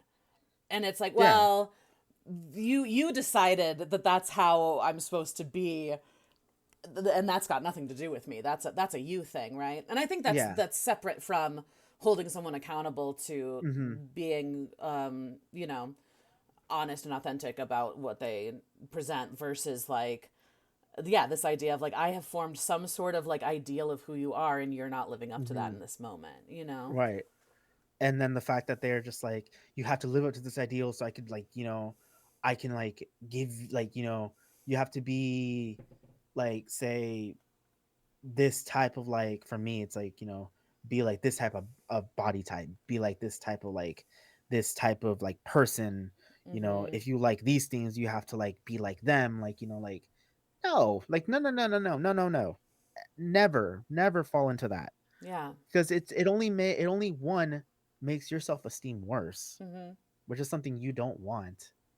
No one wants to be in a very low self-esteem moment. Mhm. A lot of us are easily fall into that, myself included. Mhm. People may tell me, "Oh yeah, you're a certain body type, like, you're a little chubby on that side." I'm just like, okay, and like, oh Mm-hmm. well, I expect you to be more slender, more good looking, like like other streamers. I'm just like, no. What a weird thing to say. That's There so there are people that bizarre. are like that. Yeah, There are a lot of people that will follow certain people for other aspects, which sure. other images, and I'm just like, okay, I thought you were here to play to watch games, Yeah. but you're here seeing it as something else. Mm-hmm. Not the place for you. Yeah, totally. Bye. Yeah. Well, and I very much like wear like different intersections of my identity on my sleeve because I kind of want to like weed out people right away. It's like Hmm. I'm going to go ahead and let you know that I'm fat and I'm queer and I'm Hmm. not really here for your bullshit. And Right. so then people that choose to come into that knowingly, Hmm. but like Which is good. yeah, well, so for you, like, what are some aspects of your identity that are like important and kind of come into play with your streaming? Me, it's like the aspects with that would be like one, um, I'm not gonna be like I will say things. I will wear my heart on my sleeve. Mm-hmm. That's one thing. I am queer. I am Mm-hmm. gay. I'm happy. Like I said, that's one thing I will proudly be of. Mm-hmm. And it's just like if that's not what you're looking for, then there's a lot of others that you can go see. You didn't have to Mm-hmm. come here, but you chose Mm-hmm. to. Mm-hmm. So I appreciate your view. But if it's not for you, then I guess this is not the place for you. Right. Um, but yeah, I just look at myself and I'm just like, hey, I'm me. There's only one me in the world. There's only one personality of me. Mm-hmm. Mm-hmm. I'm unique in every way, shape, and form. Don't get me wrong. Yes, be healthy. That's also another thing that I also struggle with. But besides that, um, I just think the things I do, someone else can do it, but not in my way, not Mm-hmm. how I do it. Mm-hmm. And that's what I see being myself and being unique has played a very huge part as well in my streaming. Um, because I could project what other people don't see of me. Right. So what family sees or friends sees, like my friends will see the majority of it. They know me, like they'll see me like a mirror. Mm-hmm. But there's things where you have to, like, you can't show yourself in public, Mm-hmm. emotionally, or just you as yourself, Mm-hmm. but everyone else on the internet knows. Yeah. And that's like, yeah, that's something that's pretty cool, but Mm-hmm. sometimes in a sense it is a little terrifying. Yeah. It can be So difficult to navigate, I think. yeah, it's a very big thing to navigate. Yeah. What is the line for you kind of between your personal life and your kind of streamer self? My personal line would be, well, that's another loaded question, actually. Would be where it's like where I have to turn off being a streamer Mm. and where I just have to be Gabe. Okay. Where I just have to be just regular me. Um, because there are times where I'm just like I tell myself, oh, I have to be home by a certain time because I have to stream. Mm-hmm. Like streamer Gabe has to be on. Mm-hmm. Like RPG's got to be on right now. Gabe's got to go. And I'm just like, I kind of let those intersect a lot, which I really shouldn't, because that will affect my my personal relationships and my other relationship too. Mm-hmm. It when you slowly start seeing the effects of it, you're just like, okay, this has gone way too long, Mm-hmm. because the people that you love, you're hurting, and the people that you hang out with on stream, they also want you to have your own personal life Yeah. as well. You can't be like, they don't want you tied down to your setup, to your stream, every single time. Mm-hmm. Like, Mm-hmm. they want you to also have a personal life. Yeah. Yeah. Oh. So what you're talking about is like letting stream kind of take precedent over Hmm. personal life things. Yeah. Yeah, no, I can totally see that. And I think that like especially for I mean, you started before this, but I think if we Hmm. talk about streaming during quarantine, I think that streaming for me anyway became my place to socialize and my place to like Hmm. be with other people. And so as things have started to open up more, and it's more Hmm. viable to spend time in person with friends and family and all of that, Hmm. there has been a need to kind of shift priorities and look at what does it mean to like want to stream consistently, value Hmm. this hobby or this passion or this job, right? Hmm. Versus taking care of myself, taking care of my family, my relationships, all of that. And it goes back to this idea of balance, right? That I think is really Yeah. difficult. Yeah, you have to find your equilibrium. Mm-hmm. You have to find where everything can kind of just like be one. Mm-hmm. If you prioritize one over the other, you're going to mess up your own equilibrium. Yeah. Like that's also what I've also learned from my dad. He's just like you have to balance things out. If you don't balance it out, you're going to one either stress yourself out, burn yourself out, or you're just Mm-hmm. going to stop entirely, Yeah. Yeah. which is not something we ever like as content creators. We usually don't see that, Yeah. or sometimes we do, but we're too scared to face it. So, True. What are some signs for you that you're maybe things are out of balance? Like, how do you know that that's happening?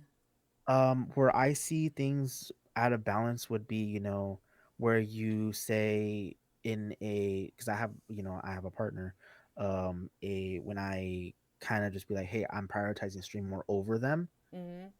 and then we're just like, okay, I should hang out with them, but this. And I'm just like, no, I have to balance it out. Like, people will understand. Mm-hmm. There, a lot of people on the internet are very understanding. Mm-hmm. Some of them, yes, very like, no, you said you're gonna do this, this, and this. But I gotta do this to keep Mm-hmm. these things in balance with myself. So it's more of like when you start seeing things kind of going out of whack for yourself, Mm-hmm. when you start seeing everything kind of like fall apart, you're just like, wait, again, like I said before, take a step back, take a breather, just relax, you know, take a day off, prioritize what you got to prioritize, Mm-hmm. then come back. People will understand. Yeah. Believe me. There's a lot of people that will understand you, and a lot of people are very welcoming to your return. Yeah. So it's always good to have that. That's where I think you should just kind of like see everything, just kind of step back and look at everything. Mm-hmm. Mm-hmm. There's like in different games there are those moments. Like um Final Fantasy, for instance, like right now in remake and rebirth, they have like the characters themselves have a moment where they step back and see everything that happened. Mm. There's always like, even now, like like the new game Stellar Blade is also a moment too, where where the character kind of just like they also have those moments. They step back and they're just like, everything that went on, what is our goal? Mm-hmm. Where do we ourselves have to make that line? Where we Yeah. have to make that decision? Yeah. So there's also like, you could take inspiration from it, from anything, and just use it as your own drive. Totally. Yeah. So Yeah. Well, and I think it's about having open, honest communication with yourself and with your yep. partner, with the people in your life. I think it's really important to have people that can kind of give you that reality check sometimes and let you know that Mm-hmm. like, hey, I've noticed that I don't know, Mm-hmm. whatever thing is happening. It's like, did you know that you're doing this? Did you know that Yeah, you've like neglected this, right? like I even told all my friends, like I told them, hey, like, if I do something that you see is wrong, let me know. Mm-hmm. Like, hey, like I know, like I told them, I know it's gonna hurt me. I know I'm gonna be upset over it. Mm-hmm. But if you tell me, I can I can build from it. Yeah. I can know you brought it to my attention, which sometimes, us as content creators, or us as people in general, we just let it like kind of just fly over our heads. Mm-hmm. And it's good when you have, you know, a circle of people that will tell you, hey, what you're doing is kind of wrong. Yeah. Like I don't know if you've seen it, but we've seen it, Yeah. but we kind of just want to bring it to your attention, before it kind of goes out of like it gets worse. Yeah. Well, and I think So that there are ways to hold each other accountable with love and respect and in a gentle, kind way. I don't think it has right. to be this like confrontation necessarily. And I think Mm-hmm. that like well, when we talk about boundaries and maintaining relationships and things, like truly Mm-hmm. like those hard conversations to me are a sign of someone that you care about and you want to have a good relationship with if you're able to have those hard Right. conversations, you know. So I think that's really important to have people in your life that you really trust and that have your, you know, best interest in mind. Yeah, because they're ultimately like they're also the same. Like for me, when I tell them like these are the same people that were with me when I first started streaming, Mm-hmm. Mm-hmm. and that like like when they tell me, I'm just like it kind of like hits in like it's like I said when you hit your mental reset, like I see everything. Yeah. Like I'm just like for first stream, first conversation, how I was back then to how I am now. Like, can I go back to how it was? Mm-hmm. Like, am I able to recover what I just lost? Yeah. If it gets to that point, can you rebuild from it? Yeah. It's things like that that you eventually start thinking like I just screwed up. Like I Mm. messed up like completely. Like can this is there anything I can do to like, to make this better for you, for the person, and for myself? Mm-hmm. And Mm-hmm. that will project out to others what is like having that conversation, of course with love and respect, of course. It's always that it's always you gotta know, you gotta one come in with an open mind too. And even though if you were wrong or if you weren't, is just accept the fact that this person is hurt. Yeah. Yeah. You can't just be like, okay, yeah, I hurt you, okay, fine. Like, even though I was in the wrong, Mm-hmm. or I was in the wrong, like, we'll just I'll just let it go. Yeah. Like, no, you have to eventually your actions will speak louder than your words, Totally. Yeah. which is a phrase we all heard one time in our lives. Mm-hmm. Mm-hmm. Your actions will speak louder than your words. If you say sorry, you have to mean it. You can't just say I'm sorry and that's it. Yeah. Like Yeah. there has to be a way of a way to heal Yeah. for yourself and for and for whoever you hurt in the end, Sure. and just kind of and grow off and just kind of grow off from it. Mm-hmm. Mm-hmm. So Yeah. yeah. I think that this is a really great example of like this kind of conversation surrounding intent versus impact. Hmm. Right. Because I don't get to decide what hurts you, right? Hmm. That's not up to me. Hmm. And if something hurt you, that's valid that you feel hurt, Hmm. right? Right. So it's recognizing that it's like, even if it wasn't my intention, there Hmm. was still an impact that happened, and that's important to acknowledge, you know? Right. And I think that's true whether we're talking about our relationships with chatters or our relationships with other streamers or our Hmm. personal life relationships. Like I think that it's Hmm. something to be cognitive cognizant of regardless of who we're interacting with, you know? Yeah, and be very mindful with it too. Yeah, totally. That's also too, because you got to remember these are also the people that were there like for me, my friends were there before the streaming. Mhm. And Mhm. now I have friends that were there during my that are still and are in my streaming journey. Yeah. And without them, I wouldn't be where I am today. Mhm. Mhm. And it's just you got to be mindful of these things, and you can't take these things for granted, because because their perspective of you, their what they built with you over time, with one simple thing you say, you're going to destroy it. Mm. It's easier to destroy something than to rebuild it. Yeah, true. And Very that's true. just and that's it's very hard. Yeah. Something you built over like 10, 11 so years, to destroy it with one single phrase or word, it's very hard. Yeah. Yeah.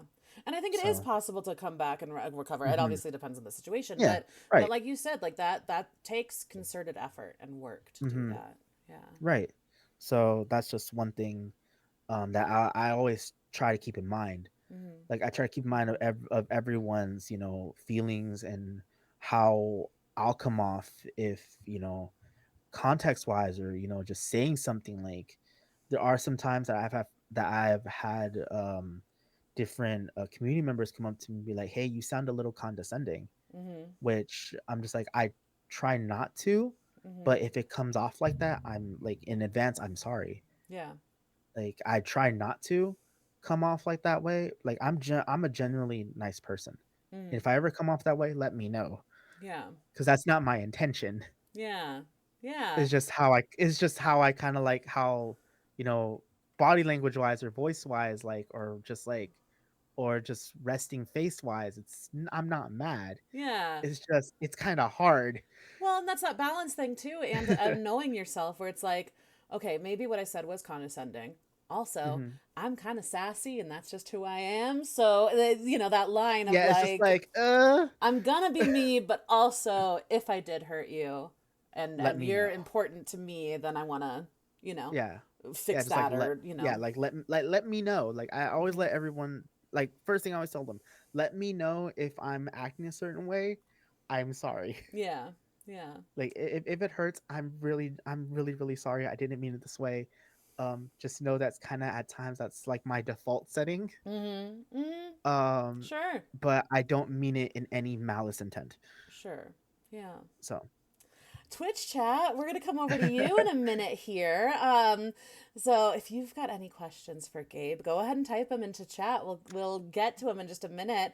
Ravy hit and me. Maddie and Villain and Fenari, it's so good to see you all. And Hey, Maddie. Hypocriticalpy and Fluffy make one. Thank you for the follows. So yeah, if you've got questions or comments for Gabe, go ahead and type them.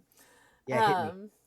So I have a question that Hmm. we've kind of been skirting around, but I'm Okay. curious. What is your relationship to this idea of growth and the numbers and the algorithm, that kind of piece of things? Ooh, that one. That one's a It's tough. very, very tough. Yeah. Number wise, I would say, don't focus on it. Mm-hmm. Numbers is just it's just there. Don't get obsessive over it. Mm-hmm. Don't go around exploring, like, like, if you're gonna go around exploring, avoid the numbers at all costs. Yes, I know they're there. They are very hard. Twitch has had a really good way of hiding it. Your viewers, like your follow not your viewers, but your follower count, Mm-hmm. um where it's not constantly like you open up your page and it's right there, like saying, like, like how many followers you have, or it just tells you you have like so and so much people, or view, like it just tells you your viewers. Yeah. There's just like 3 followers, 4 followers, 1,000, all that. Don't focus so much on that. Yeah. When you stream, do not, this is also a thing that goes into streamer etiquette, do not look at your viewer count. Mm-hmm. Don't ever do that. Why not? uh Reason why I say do not, it's because, one, you will hyperfixate on it. Mm-hmm. I have been one of those people as well that hyperfixates. That's just like, I don't have 5 viewers, I don't have 15 viewers, like I'm this much into the game. Mm-hmm. For example, me 7 years into the game, I should have 15 viewers in chat every single day. Mm-mm. Yeah. No, if you do that, you're gonna burn yourself out very quickly, Yeah. because that will also affect your self-esteem. Yeah. That will also affect your own image, because that will also go into, like, into how you should look, into your physical feature wise too. It can Mm-hmm. seep into that, into your emotional state as well. Mm-hmm. You would have to be, like, you would have to fit people's soul, like their social image of how a streamer should look like, Mm-hmm. and you forget how you yourself are. You start having this, like, this other identity that you never made for Mm. yourself. Yeah. Then you'll have this identity of what other people have done, and you throw it on yourself, thinking, this is what I have to be. They don't want to see Gabe. They don't want to see Abbers. They want to see the other version that's not them. Yeah. Yeah. That should not have happened. Mhm. Mhm. So that's also another thing.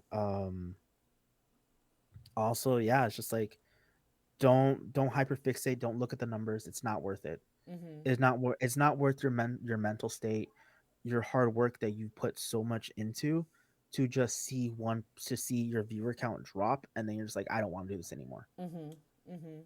So Yeah. that's also a way to avoid that, I guess, too. For you, as someone who thinks of it not only as a hobby but also as a job, Hmm. how do you think, what is your mentality around it being a job while also staying grounded with regard to the numbers? So how I see it as a job is just that, I think of it like um I kind of see it like as a kind of I don't know how to put into words. Mm. Um I kind of just like I said, I kind of just go with the flow. Like I'm just like if I have these many people, um this is the number I have. Mhm. You know, a lot of people like I take in consideration a lot of people's personal lives. Like the time when you stream is very crucial, a very critical point where you have to think like, like say stream 10 in the morning. Every everyone us, all of us majority of adults have a job at that. We work that time, Mhm. 10 in the morning. A lot of people won't show compared to like 9, 10 at night where you'll have a lot more of people. Mhm. So it's just where you have to kind of take everyone else and take yourself into consideration to how you plan things, how things you have to plan out, by time frame, by you know by the people that yes they'll be here, Mhm. but you just have to take, like I said, take consideration their own time, their personal life. Of if you only make 3 viewers today, maybe you might make 15 tomorrow. Mhm. Like it's you just kind of don't keep yourself in one mindset. Yeah. Yeah. So Definitely. that's also another one. Mhm. Do you ever feel any pressure, anxiety around streaming? Pressure. Oh, totally, Yeah. totally yes. Pressure. The pressure's always there. Talk about that. Yeah. Um, yeah, the pressure's always there. The anxiety's always there. Hmm. Because you're just like eventually when you have like all these ideas in your like floating in your brain, and the moment you hit the live button, you're like, okay, now I have to bring these out. What It's what do just I? like all You're gone. just like it's just like how I think about it, like I always feel like that one kid, like when you're just like, okay, I have like all these great ideas out of nowhere, spotlight, and you're just like, uh, what do I do? Like Yeah. I had all like you had everything planned out, and just out of nowhere they put you on the spot. And you're just like, um, hi, where you're Mhm. just like you're Mhm. paralyzed. And then eventually, you stop streaming. You're just like, I should have done this. I should have done that. Why didn't I do that? And Mhm. then you know it's there, but like to kind of counteract that pressure is what I've learned from other streamers, from watching, and hearing them on their tech talks and on their social media. Write it down, jot it down on a notebook. Always Hmm. have a notebook handy. There is this one thing I found on Etsy, which is Mhm. a streamer. It's a streamer planner Okay. that it gives you like you can set up your schedule like how you want it, like you keep your own report on how things were for Mhm. yourself, Mhm. the games you want to play, like the games that are coming out, your expense tracker, all that. Like those are though you can find tools like these online, which is really really really cool. Yeah. So that's also one thing, is try to keep things organized the best you can to counteract your anxiety and your stress levels, Mhm. when it comes to it. Mhm. Yeah. So yeah. Yeah. Well, I think that's helpful to I don't know, to track your growth maybe in your progress. Like I Hmm. can see how like keeping a journal specifically with regard to streaming can be really helpful just in terms of like goals and seeing kind of where you came from and where you are now. Hmm. Yeah. That's what I have, like, because I was going around like thinking, huh, I need to have a planner or something. I Mm-hmm. tried having like a regular planner, like, hey, like I'm streaming this day at this time, like Mm-hmm. I'm doing this game at this time, like having my normal life and my streamer life kind of collide in it. And I was like, wait, no, maybe this is not a good idea. Yeah. Yeah. I have to keep them apart Mm-hmm. the best I can and not let them collide into each other because I know I'm going to mess it up somewhere down the line. Yeah. So I rather have something that says, okay, this is dedicated to this, this is dedicated to that. Now, what I can dedicate to this is fine. Mm-hmm. What I can't, we leave that out. Yeah. So Yeah. It yeah, all it's comes just back to that balance thing. Yeah. yep. Yeah. Always, everything will always come back to balance, Yeah. even if you like it or not. Balance is total key to whatever you're doing. Mm-hmm. Mm-hmm. So Well, yeah. So Ravy yeah, says, I mean, it's not really a question, but it says we are human. Balance is so hard, and then yes to the hyperfixation. yep. Like I said, like there's a lot of people who hyperfixate on numbers. Like I said, I was one of those people in the beginning who used to hyperfixate on numbers Yeah. That's hard not until to. Twitch really throws them in your face, right? yeah, it's really hard because it's just like bam, it's right there, and just like I don't want to see this. Why do you do this to me? Mm-hmm. Mm-hmm. Um, even on Stream Deck, they give you the option too. Like, yeah, I have like now I have that. I do have something that tells me, Mm-hmm. but I don't look at it. Right. I just look at it in case, like, if I'm not paying attention to OBS or chat, they tell me, "Hey, your stream went down." I'm like, "Wait, what?" And then say, "No, nothing," I or need "I to didn't do get anything." that because the amount of times my stream has crashed and I didn't notice for like a half hour, I'm like, oh, I've Hmm. been talking to myself, which I'm always talking to myself, but like, I'll Yeah, go into it and I'm like, oh, my stream has been dead for like ever, and I had no idea. yeah. I've done that too a few times. They're just like, "Yeah, no one tells me." It's like it's dead. I'm just like, Yeah. well, there goes a couple hours of content It's lost. just gone to the ether. Just gone. Yeah. Just you can't you even if you try to like play it out as if like yeah, you try to like act the same way as you did when you first saw it. You're just like this doesn't feel very organic No, anymore. it's This gone. now this feels forced. Yeah. I was streaming Super Mario RPG, very fun game if you're into RPGs and you have a Switch. Hmm. But my stream crashed right right at the final like boss battle. And I didn't Oh. know because I'm in it. I'm like, oh my Hmm. god, we've almost beat the game. I beat the game. I'm super excited about it. I like look over at OBS and I was like, oh, that done, just gone, just like. And Yeah, it was one of those where it's like, do I go back and try to like stream it and like do the battle again? And I was like, nah, it just happened. You let it go. It's yeah. fine, you know. Yeah, see, I did the same thing. Like there was some parts, I think Kingdom Hearts, and recently actually, when I finished Final Fantasy VII Rebirth, Mm-hmm. the ending, oh crud, the ending. That's a hard one. So I was there, I was streaming, and out of nowhere, it's just like it freezes, and I'm just like, Ugh. great, Ugh. I'm already an emotional wreck, and now you have me go back, Especially something so story oriented, like, ugh, right? yeah. It's like I'm an Mm-hmm. emotional wreck, and now you have me go restart this whole thing, watch this very iconic scene again, The worst. and get back to that point. Oh God. And it's like, part of it's gone, but part of it's Mm-hmm. still here. I'm just like, might as well.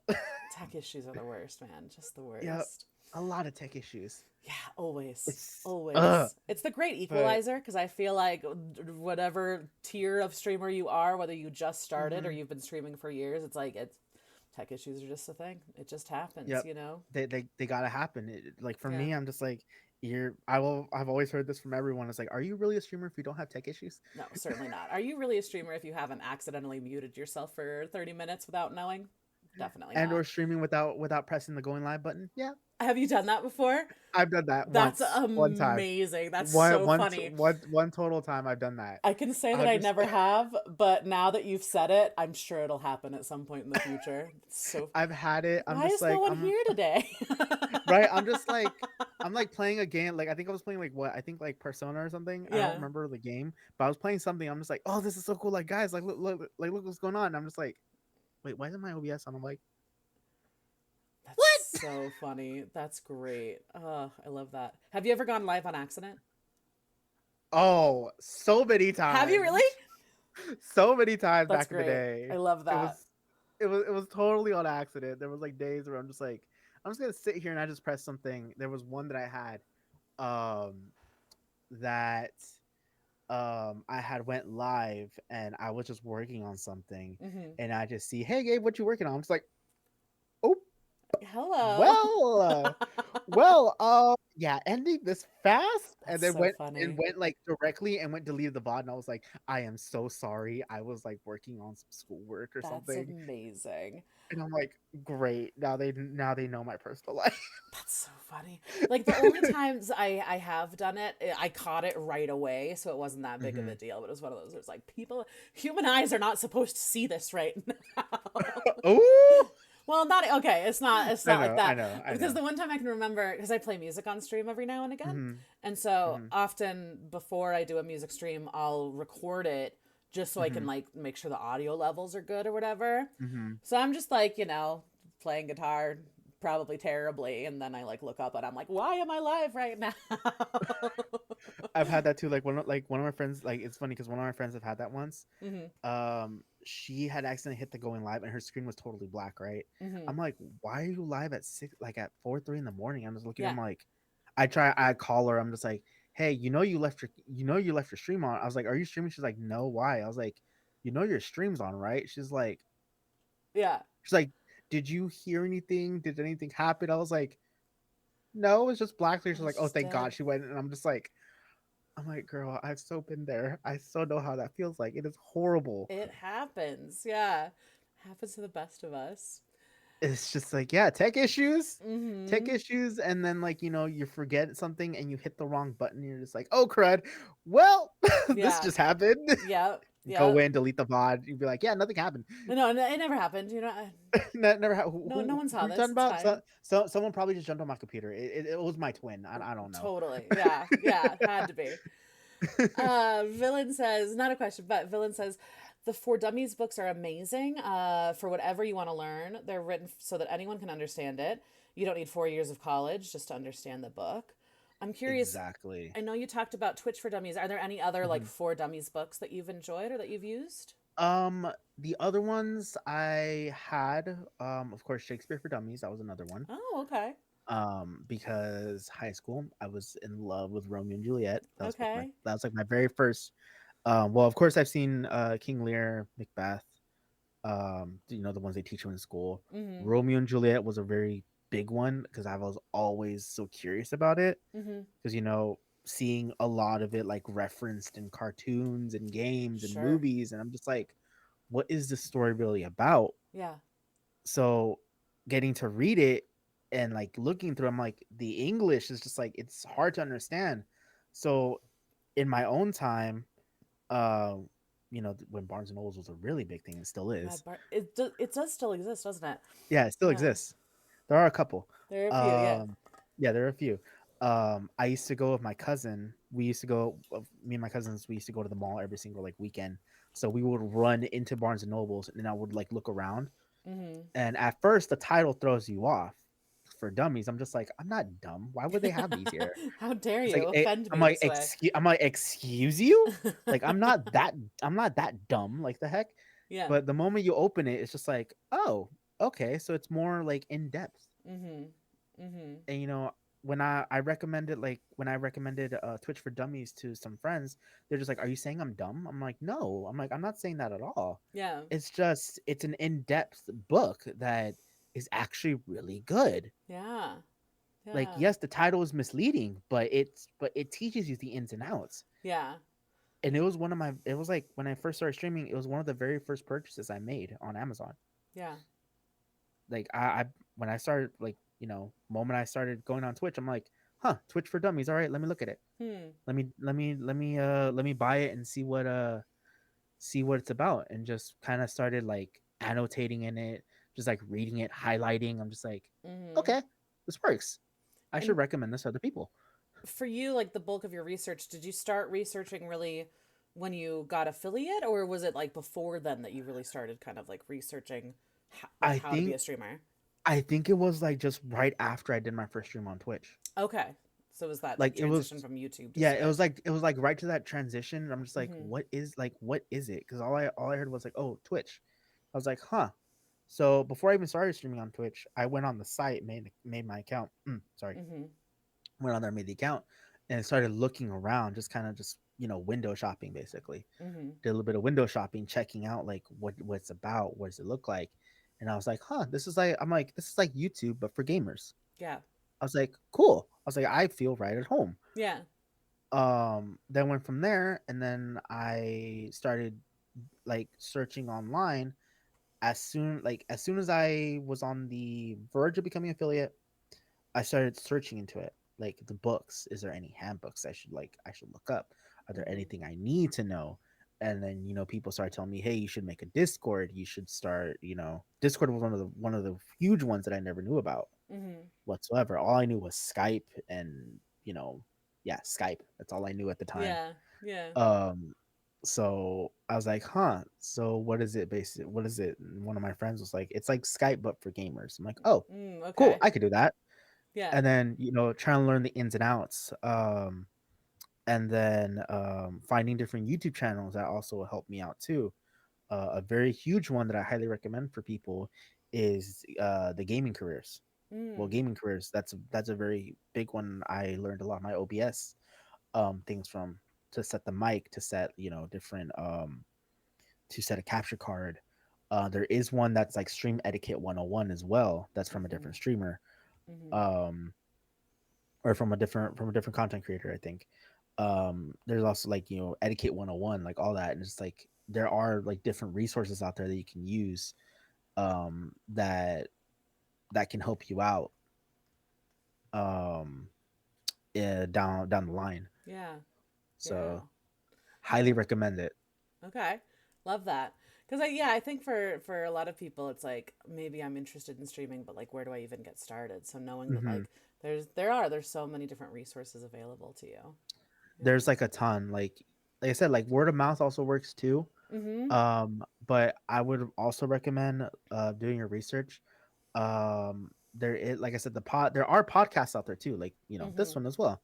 Mm-hmm. This podcast, there are a couple others from different content creators that help you out, that kind of like give you a reference points Yeah. that will help you out down the line. Yeah. Yeah. Ravi So says, let friends help friends. Totally. exactly, you have to do that. If you don't, then it's just like, if you try doing things on your own, like from what I've learned, it's like helping a blind person lead another blind person. It's Mm-hmm. hard. You Mm-hmm. have to have someone there who's already gone through it Mm-hmm. and know in what direction they can lead you. Mm-hmm. Yeah. Because if not, you're just gonna be like, okay, I'm gonna put this, plug this, do that, and then accidentally blow up everything. Yeah. And you don't want that. Well, goes back to that conversation of gatekeeping too. Like, I Hmm. really appreciate when I first started. So many people helped me figure out OBS and different, things with scenes and everything, right? So Right. it's one of those things that it's like I appreciate that aspect of community where yeah you can form Hmm. some friendships where people are able to help you, and then eventually down the line you're able to help other people. You know. Yeah, and that's the good thing about, like, networking with other people, like Mm-hmm. networking with other streamers. Like there are, Mm-hmm. the one thing that I thought about, like, gatekeep when I think gatekeeping, is that when people don't want to help others because they see them as competition. Yeah. That's one thing I'm just like, why are, like, for me it's like, are you personally that insecure in yourself Clearly. to, yeah, are you that insecure to keep someone else from learning a skill and a craft that you yourself tried and wanted to be from the beginning, Yeah. and now you see that, oh, they're going to be my competition? Yeah. Never.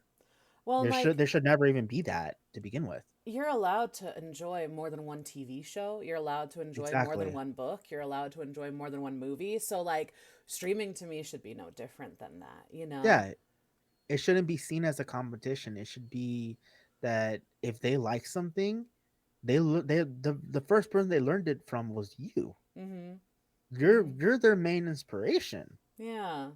Then from there, they're growing with other people that have inspired you. So why are you going to gatekeep them Mm-hmm. and, not let them grow? Like there's Right. no point.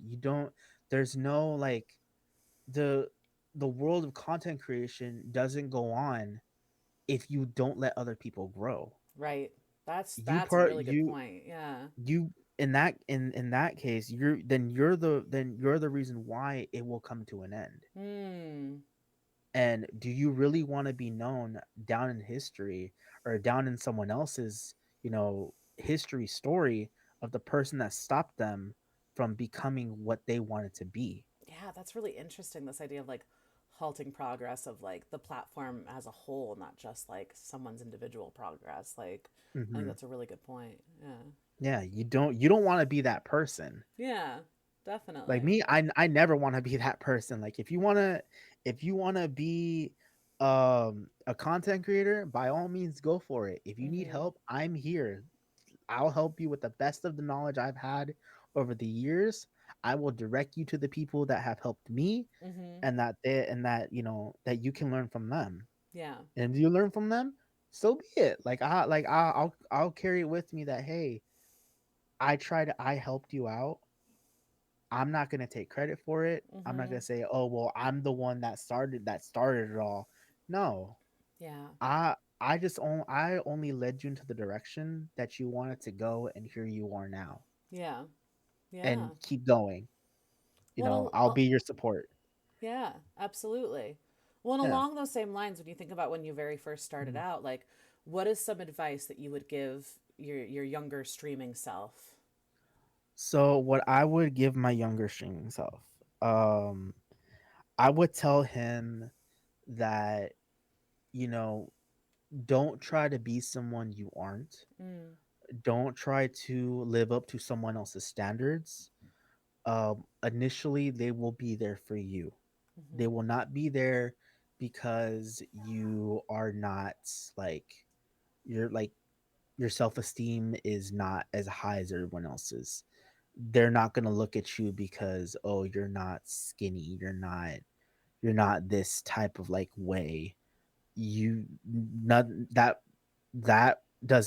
shouldn't bug you. mm-hmm, Like people will come, people will go. People will love you for who you are, mm-hmm, and that shouldn't stop you. Yes, you're gonna have challenges. Yes, people in your personal life will try to tell you, "Hey, there's no benefit to this. You're only sitting there. You're not doing anything. mm-hmm. Like, what's the point of you doing this? Don't let them tell you that. Yeah. You see the benefit for yourself. You reap what you sow. They don't. Mm-hmm. They don't see it. They might not understand it, but you're doing something you love, and every career down the line will have that one person that'll tell you there is nothing good that's coming from it. Yeah. But you see it for yourself. Yeah. Definitely. So Yeah. yeah.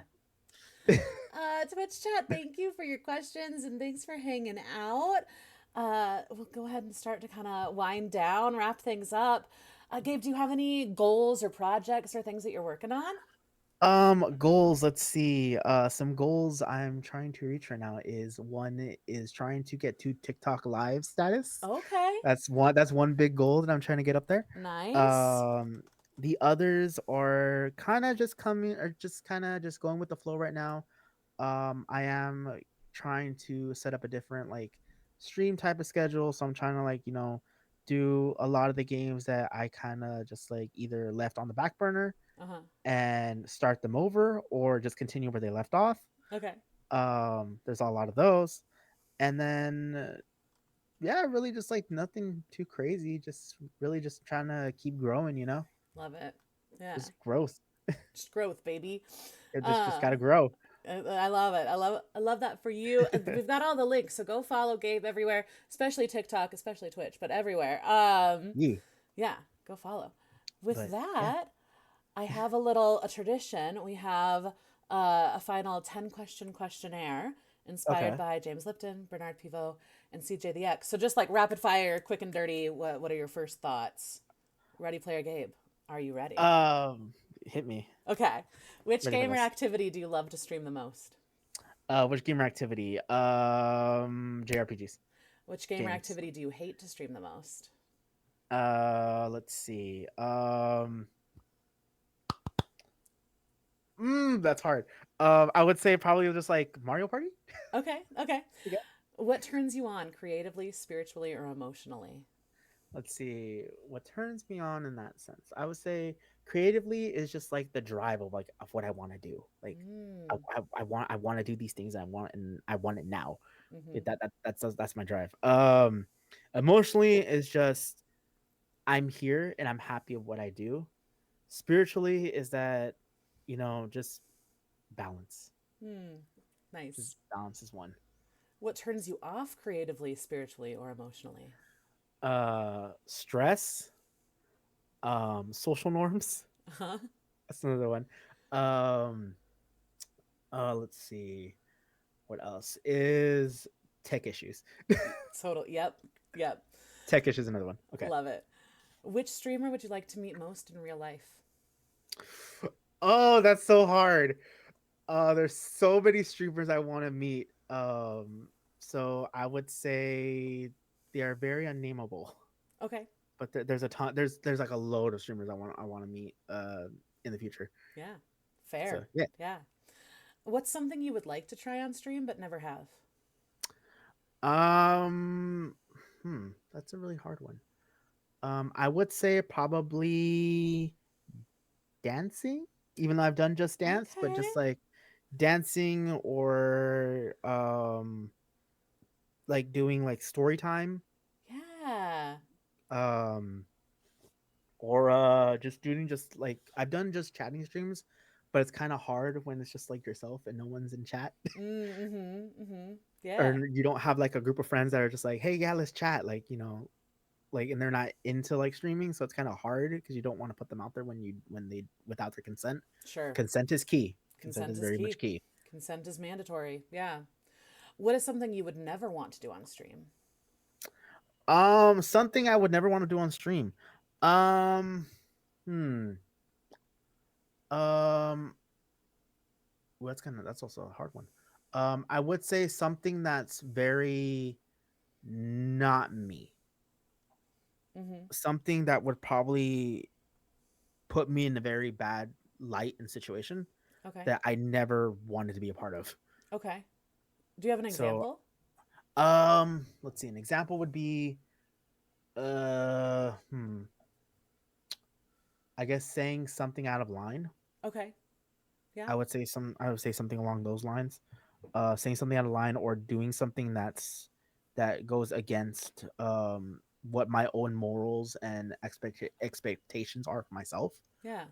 That'd be a very huge red flag for me Yeah. Sure. personally. Why do you go live? Why I go live? Let's see. I go live because I like to meet people. I like to get to know them, network, and just have a great time, and help um, people who want to stream and want to become streamers, like become big big streamers in their own way, and support them any way, which way or form that I can, um and just just kind of build a streamer and friendship from there. Mm-hmm. Mm-hmm. So Yeah. that's many of the reasons why. Follow-up question. Why do you Hmm. really go live? Oh, good. I felt like that one was coming too. Why do I go live? Because I like doing it. Yeah. I've personally loved it since day one when I started playing Infamous Second Son, to the very first time I was there streaming, even sick, mind you, like even me pushing myself while being sick streaming, Mm-hmm. like it feels like it's a part of me, and if I feel at times I don't do it, I feel like I'm missing something. Hmm. Yeah. Yeah. So yeah, it's the other half of me that I don't want to let go. That makes sense. Yeah. So yeah. All right. Final question. You're on your deathbed. You know Okay. exactly how much time you have. You have Okay. any and all resources available to you. Viewer count doesn't matter. Growth doesn't matter. None of that matters. What Hmm. do you do for your final stream on Earth? Oh, okay. So one, I would probably thank everyone, of course, for being on the journey with me, for all the laughs, all the tears, all the funny moments, um, and just I want them to remember that that you as a human matter. You have feelings. You've gone this far. Don't let anyone stop you whatsoever. Um, take everything that you've learned and pass it on so that not only you grow, but the legacy that we built together keeps growing. Yeah, it's great. I So, love that. yeah, Gabe, it was so nice having you here. no My problem. Ricola brother. Again, if you're not following Ready Player Gabe, please, please, please do yourself a favor. Because he's just wonderful and an absolute delight, and you should follow him. Stop it. No, Stop. it's true. Stop. Keep going, but stop. With that, I would love to pass the love on to someone that you know. Is there anyone live that you would like us to raid? Let me see actually. Let me see if they are on right now. Um, hmm. I would say if you would like to watch a very awesome, sweet person who plays a lot of Valorant and Fortnite Mm-hmm. from time to time, um, Jagwin is a good one. Perfect. Jayyyguin. Let me double check that with you. So Jayyyguin. Yep. Okay, cool. So we're gonna raid Jagwin, and if you would be so kind, go ahead and copy paste that raid message. Let Jagwin know that Gabe sent us. Yee. Gabe, thank you again. It was so nice getting to know you more. No, thank Um, you for having me. Actually, oh my God, I had my a ton of pleasure. fun. Second Yay! podcast, second ever podcast I've Hell done. yeah. Get it. That's fantastic. If you like what you saw here, I was going to say we do this podcast every other week. However, we're going to be taking a little hiatus for the summer just because I'm busy and I got stuff to do. So the season 1 finale is going to be in 2 weeks here on June 2nd, and I'm going to be interviewing my little brother, which is going to be really fun. So if you want to Oh my come hang god! out, right? So if you want Hell to come yeah! hang out for that, get some good sibling energy talking about streaming, that'll be June 2nd. So Oh we'll heck see you yeah! all then. Gabe, thanks again. No Goodbye, everybody. problem. Say hi to Bye. Jagwin for us, okay? Bye. Goodbye. Bye. And we're rating. Yee. And I'm copy pasting. And we're no longer live.